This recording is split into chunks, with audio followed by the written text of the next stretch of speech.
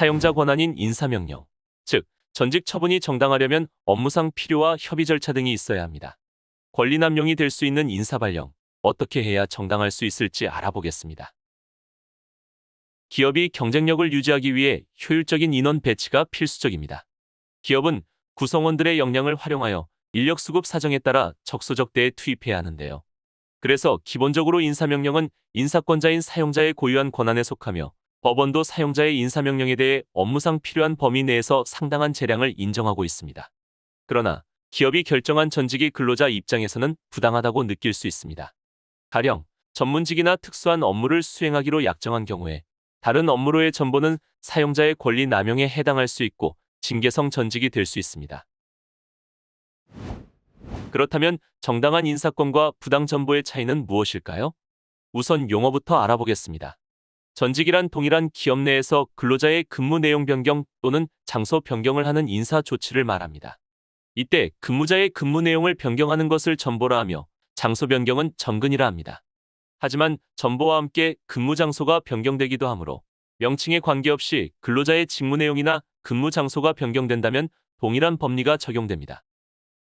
정당성 판단의 시작은 근로기준법의 직무 및 근로 장소에 대해 어떻게 기재되어 있는지 살펴야 하는데요.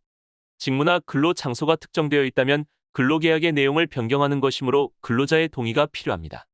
반면 변경 가능하다고 명시되어 있거나 취업규칙 등의 전직의 포괄적 동의나 사용자의 전직 명령 권한을 규정했다면 근로자 개별 동의 없이 사용자의 전직 명령 권한이 인정돼 업무상 필요한 범위 내에서 상당한 재량이 인정된다고 할 것입니다. 다만 근로기준법 제23조 제1항에 의거하여 정당한 이유 없는 처분이거나 민법 제2조 제2항에 따라 금지하는 권리남용인 경우 전보 처분은 무효입니다. 전직 처분이 정당한 이유가 있으려면 사용자의 업무상 필요성이 있어야 하며 그로 인해 근로자가 입게 되는 생활상 불이익을 비교, 교량하고 근로자와의 협의 절차 등 신의칙상 요구되는 절차를 거쳤는지 종합적으로 고려해야 합니다.